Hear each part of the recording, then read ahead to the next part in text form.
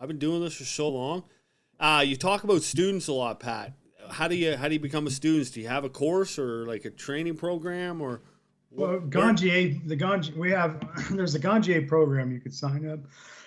We talk a lot about feeling the whole consumption. You'll roll up a joint, you smoke the joint, you'll feel the entourage effect. You'll feel it'll give you all the different platforms. You go through this whole thing, and you really, it makes your mind think the longevity of the high, if it's spiking, the onset, the offset, the taste, the way it's smooth or not smooth, how it's cultivated. You go through, and so the Ganjier program is a really good course. It's an online course, and then you come up to live training up into Humboldt County, and we're up there, and you get to meet us and smoke out with us, and we give you a really one-on-one opinion. Stay up there for a few days with us. That's one of them, and then in Sonoma County on the border. Pause 1 sec. So you're telling me, how do I sign up for this? I would love to fucking come up there for a few days. Yeah, dude, you'd be great on it. How do I do that? How do I set this up? You go to the website, theganjier.com. Yeah, like we're gonna show it here. So I just go there and I sign up, do an online course, and then just book a thing, pay for all that, and get going. Yep, the same thing Ricky Williams did. He's a fucking cool dude, man. He's a fucking cool dude, man. This whole circle, like I'm starting to meet a lot of yous.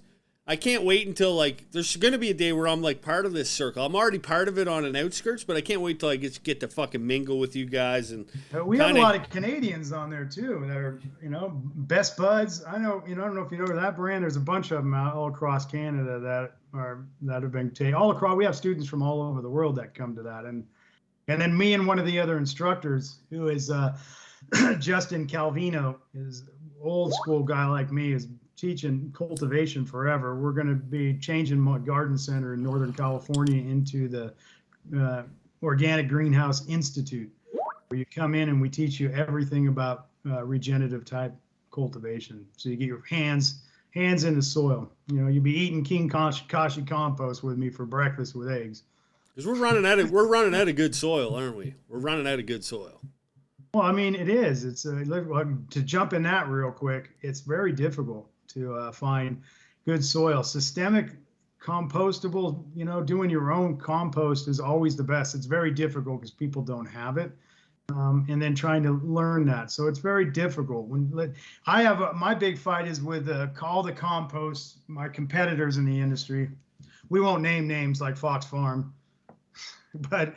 And there's nothing wrong with it because Willie owns Fox Farm. He's a good friend of mine as well. But just on the average, it's okay because he produces a product and gets people, and it's not a bad product. But the compost that is sourced through all these compost providers and these bag providers that you buy all over the world is made by the compost in it is made by municipal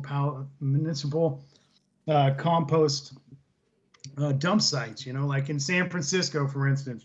Most of the compost that's made for a lot of the compost providers and the big agricultural people, the big vineyards and Napa Valley and all that, their compost is crazy. It's certified organic from Omri, which is a fucking joke. And that compost is coming from city garbage, the Marin plant, and the other side of Salinas, or not Salinas, but anyways, outside the Bay Area there. And so they just I mean, I can go on and deep, but let's just one part of it. So what do you think a street sweeper picks up in San Francisco? That's what I mean. We're basically getting garbage fucking compost, man. Yeah, I mean, the recycle program is great. It just sucks. So we got, a street sweeper might pick up, definitely in San Francisco, a lot of human feces, a lot of oil, a lot of radiator fluid, a lot of leaves, some dirt, paint, who knows, farms, probably syringes, all kinds of stuff. So that they dump in the compost pile, and then it's composted down. Well, all those heavy known toxins and chemicals, they don't go anywhere. They just condense. They're still sitting there. They condense, and so and then now all of a sudden a guy like me, not me, but a compost guy is buying this stuff and bringing and selling it to vineyards and other farms, or going to a 420 mix, a compost place, and they're mixing it all in, and then they're selling it across the world in bags, or to, you're taking a load of it to your beautiful farm somewhere. Yeah. And you're contaminating your whole fucking farm, and people don't talk about this. But it's organic because Omri says so. right? It's fucking joke. So the education isn't there. The money's there, man. The dump people are making shit tons of money because you're paying them outrageous pricing and to take it from you, and then they're selling it back to you. It's fucking so funny, man. So well, and funny. I feel like it's just there's so much fucking money in this industry. I mean, let's take advantage of it, right? Let's take our cut. That's what a lot of these companies think, right?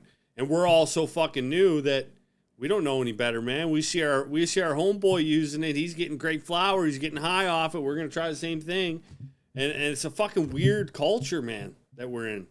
And then you guys got a lot of farmland up where you're at, and even across the Midwest and East Coast, all the farmland, all that stuff's eradicated or just saturated with herbicides and a lot of toxics, right? A lot of toxics. So that anything that's grown in that soil is pulled up systemically into whatever plant that is, and then the leftovers are taken to the compost facility and they're mixing it up and sending it back to you. And do you think any of those compost facilities ever talk about testing? Yeah, it's fucked. Now they're talking about heavy metal testing because they're forced to, but they aren't going to test for anything else. They never sell anything. It's literally like taking a shit. It would be like me taking a shit in a strainer and then pouring my water through that strainer and drinking it. It's exactly what it's like. It's fucking disgusting, and I didn't think about it that way. Even like that, there was, some soil providers use human feces out of the sewage plants. They use it, and they claim it's good, it's healthy, and they're using it on big ag. So fucking disgusting, man. Yeah, man. It's messed up, guys. We got to check out The Soil King. You can head over to thesoilking.com. You can find him on Instagram, The Soil King. You can find him everywhere, man. Him and his wife are taking over the cannabis industry. They already been doing it for years. We're lucky enough to have you on Canaflix, man. Thanks for coming on the show, brother. I appreciate it, Pat. Yeah, I appreciate it too, man. For everybody out there, reach out if you have questions. I'm not always right. I just do my best. I'm a humble man.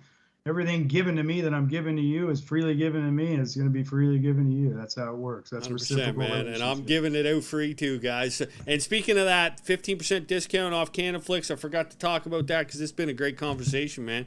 We'll have to do this again sometime.